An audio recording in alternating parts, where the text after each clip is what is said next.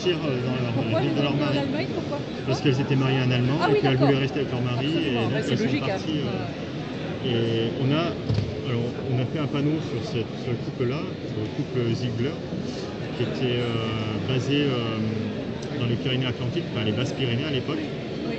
Elle était originaire de Bétarab et ses parents avaient un hôtel à Lourdes. Cette femme-là, elle a fait le choix de partir avec son mari au milieu de la guerre. Ils ont été évacués, elle est partie. Elle est arrivée en Allemagne, elle s'est fait emprisonner en Allemagne parce qu'elle était française. Oui. Alors que dans le camp, elle était déléguée des femmes allemandes, c'est-à-dire qu'elle représentait les Allemandes. Donc voilà, on a ce genre de destin un peu. Change suivant. Et puis après, vous avez dans le camp des minorités, oui. Donc des gens d'origine polonaise, tchèque, des Trontins. Et il y en a certains qui jouent sur leur nationalité, qui se revendiquent italiens, qui se revendiquent polonais, tchèques. Et leur traitement n'est pas le même que. Et les Alsaciennes qui étaient favorisées. Et les Alsaciens aussi voilà. qui étaient.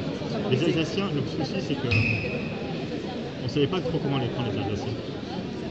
C'était des Français, mais en même temps ça restait des Allemands. Oui, c'est ça. Donc, ça dépendait de votre quand vous étiez né, de votre ressentiment. Voilà. Si vous étiez né avant 70. C'est ça.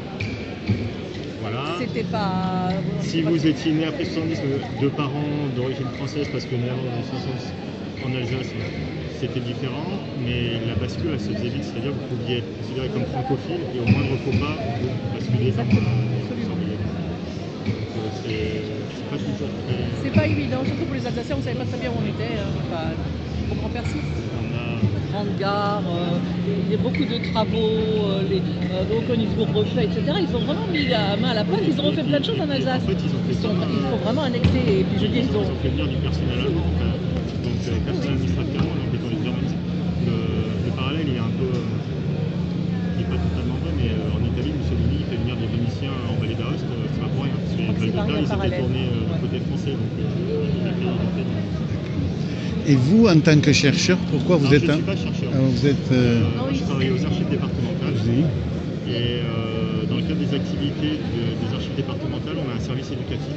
Donc on monte des séances pédagogiques avec les enseignants sur des documents originaux. Oui. Donc là, dans ce cadre-là, on a notamment travaillé avec des élèves de 3e sur cette exposition. Tu vois, c'est ce que expliqué tout à l'heure. On travaille chaque année, on fait 5 séances de travail avec les élèves. Avec l'enseignant, on fait une sélection des dossiers individuels. Les élèves travaillent ensuite à 2 ou 3 sur ces dossiers et ils exploitent les dossiers. Donc ils se mettent dans la peau de petits historiens. Absolument. Et alors ils ont un fil conducteur, chaque séance est dédiée à un aspect de la recherche. Et donc ils travaillent sur les documents originaux.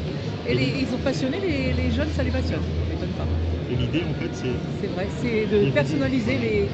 Qui repère les informations essentielles dans le dossier. Qui rédige le texte. C'est eux qui rédigent les textes. Ils fassent la sélection aussi des documents qu'ils estiment importants à mettre sur le panneau. Voilà. Et puis, ils font une petite carte aussi où ils retracent le parcours géographique de la personne. Donc tout ça, c'est du travail. Et les photos, c'est parlant, hein, ça les m'étonne pas que ça les accroche. Hein. Voilà.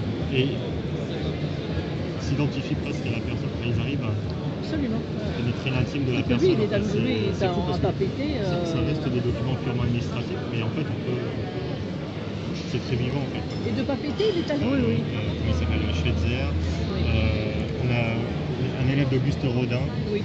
Voilà. Et celui-là, c'est un cas bien particulier. En fait, c'est un Allemand qui est marin, qui est amené à voyager. Il part en Amérique du Sud. Oui. Il rencontre sa femme qui est d'origine paraguayenne. Avec elle, il part aux États-Unis. Il se marie à Boston. Il a un enfant. Il a voyagé, ça se voit, oui. Il traverse les États-Unis, il passe à San Francisco. De San Francisco, ils vont à Tahiti. À Tahiti, il travaille dans un champ de crémation. Et la guerre éclate. Donc il est en territoire français, il est allemand, il est interné. Il est interné dans un camp à Tahiti, parce qu'en fait, il faut savoir que des camps d'internés, grosso modo, il y en a une soixantaine au début de la guerre, en France et dans les colonies. Et on va finir par rapidement fermer les camps dans les colonies et on va rapatrier les internés sur la métropole. Donc Tahiti ferme. Il est évacué sur Garaison, mais pour arriver à Garaison, il prend le bateau et il passe par la Nouvelle-Zélande, l'Australie, le canal de Suez, Marseille, et il arrive à Garaison. Et ça ne s'arrête pas. Donc il reste un temps, sa femme reste un temps dans le camp avec son enfant. La mère et le fils sont évacués Ah oui. en Allemagne. Et il se retrouve Et toujours. lui, qu'est-ce qu'il fait? Une partie des internés était utilisée comme main-d'œuvre. Oui. Donc il demande à être engagé sur un chantier. Il part en Barousse, donc pas très loin de l'Espagne. Oui. Et il profite d'être sur le chantier pour s'évader en Espagne. Voilà. Et en fait, dans son dossier, Il y a une carte postale d'origine. on a des cartes postales qu'il envoie à des gens qui sont restés à Garaison depuis l'Espagne. Ah, c'est Et c'est génial, des lettres qui ont été c'est censurées, donc elles sont dans son dossier. Ah oui, formidable. Et donc on sait qu'il est arrivé en Espagne et que sa femme l'a rejoint. Ah, c'est formidable, Jeanne. C'est Ils vrai. étaient 3 à travailler sur ce sujet-là. Oui. Il y en a 2 à la fin de l'année scolaire, ils ont décidé de faire pareil, c'est-à-dire ils ont voulu s'évader de Garaison et ils ont pris un sac à dos et ils sont partis, ils ont fait marcher 8 km, je crois qu'ils ont dit que c'était trop, l'Espagne était trop loin, donc Allemand a fini. Consul général. Et qui avait l'habitude en fait de prendre ses vacances plutôt en France, sur la Côte d'Azur, etc. Et quand la guerre éclate, il est en Corse. Et c'est pour ça qu'il se met un peu. Par rapport à la carte de 14, tout à fait jeune. Hans Bartels, dont le grand-père était interné avec son propre père qui avait à peine 7 ans, c'est ça? Ah oui, donc c'est voilà. Et Bartels, il est un peu oublié de l'histoire, hein, Oui. mais il se trouve qu'on le connaît parce qu'il y avait un très bon sculpteur, qui est un sculpteur suisse de renom qui s'appelle Bux, qui était là dans le camp. Enfin, il a fait aussi, il est tombé malade, il est passé par la Croix-Rouge et il s'est arrêté en Suisse après une dépression nerveuse. Et Bux avait notamment sculpté la tête de l'enfant. Donc le père de Bartels, il avait sculpté les mains de son grand-père. Et donc moi j'ai réussi à avoir des photos de toutes ces œuvres. Ah oui, c'est J'ai réussi. Oui, On a maintenant ça avec, en attractif. ouais. Voilà. Et c'est vraiment des histoires humaines. Et on avait cette idée d'un webdoc où justement on interviewerait aussi ses descendants allemands Qui sont intéressés par qui tout pourraient ça. dire d'abord qu'il y a eu une espèce de silence intégral, c'est-à-dire Hans Bartels me dit mais moi madame je veux bien vous aider, je veux bien vous donner quelques renseignements, mais en fait mon père ne m'en a pas parlé, alors que ça doit être même une expérience à 7 ans, 7-9 ans d'avoir pu passer par le camp, d'être rapatrié par la Croix-Rouge. Alors qu'il a été préservé sans pas rendu compte peut-être. Un certain temps. Voilà. Et il me dit je n'en sais rien, donc je suis moi-même en demande, c'est pour ça qu'il a débarqué un jour de juillet à Garaison et il s'est présenté, ce géant allemand, en disant voilà mon grand-père et mon père étaient internés ici. Et qu'est-ce que vous faisiez à Garaison donc? L'histoire du camp pour lequel on n'a pas d'informations, c'est la plupart des gens qui sont dans le camp, sont des gens qui font leur vie en France. Des Allemands, des Autrichiens qui font leur vie en France. Et la question qui sont parfois propriétaires, qui ont des industries, etc. Et la question qui se passe, c'est que deviennent leurs biens séquestrés? Parce que leurs biens sont mis sous séquestre. Et pour les Allemands qui sont retournés dans leur pays, il y en a qui sont restés en France quand ils ont été libérés. D'autres ont fait le choix de rester. Que sont devenus leurs biens? On a des... Je sais que dans les Hautes-Pyrénées, on a par exemple des sources pour les Allemands et les Autrichiens qui ont été internés mais qui vivaient dans les Hautes-Pyrénées. On a des registres dans l'administration, qui proviennent de l'administration fiscale, qui nous disent, qui nous dressent une liste ou au moins qui estiment la valeur des biens qui sont mis sous séquestre de ces gens-là. Ça s'est fait au niveau national, ça, dans tous les départements ça a dû se faire, mais on ne sait pas du tout si les biens ont été restitués. Il y a quand même, parfois certains même, qui louaient une maison ou un appartement par région parisienne, ont continué, malgré leur internement, à payer ses loyers pour garder le bien.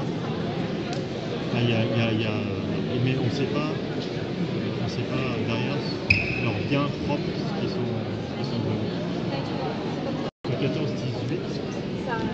au niveau national, dans le cadre de la commémoration, il y a une grande collecte qui a été lancée, un appel aux familles qui tenaient des archives de poilus. Et on a eu la visite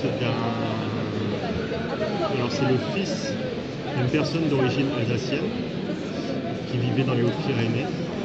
Son père s'était réfugié dans le sud-ouest au moment de la Deuxième Guerre mondiale, quand il est devenu major. Il est devenu major au début de la Deuxième Guerre mondiale, il ne voulait pas être intégré à l'armée allemande. Donc il a pris le maquis dans le sud-ouest, en fait, il est descendu dans le sud-ouest. Et son père avait fait le même voyage en 14. Son père était déjà venu je crois que c'est dans le Gers, si mes souvenirs sont bons. À la fin de la Première Guerre mondiale, il est retourné en Alsace. Deuxième Guerre mondiale, le père est redescendu tout de suite. Il est venu travailler à l'Arsenal de Tarbes, je crois. Et son fils l'a rejoint très peu de temps après. Il y a une étude générale qui a été faite par Farcy, Jean-Claude Farcy, en 1995. Et sinon, il y a eu des petits travaux locaux. Et actuellement, je crois qu'il y a une thèse sur les camps du Sud-Est qui est en cours. Mais ça n'a jamais été médiatisé. C'est un aspect de la Première Guerre mondiale qui est complètement oublié, qui n'est pas du tout étudié. Et cette année, il y a eu des journées d'études organisées par le CREG au cours de ce camp de Garaison et de la traduction des journaux. Et Jean-Claude Farcy a été invité à intervenir. Et il nous a expliqué que c'était la première fois qu'il faisait une intervention sur cette thématique. Donc ça fait 20 ans qu'il a sorti son travail pour les camps de juifs, les camps d'internement. Vous faites ça avec les harkis. Il y a des tas de parallèles à faire.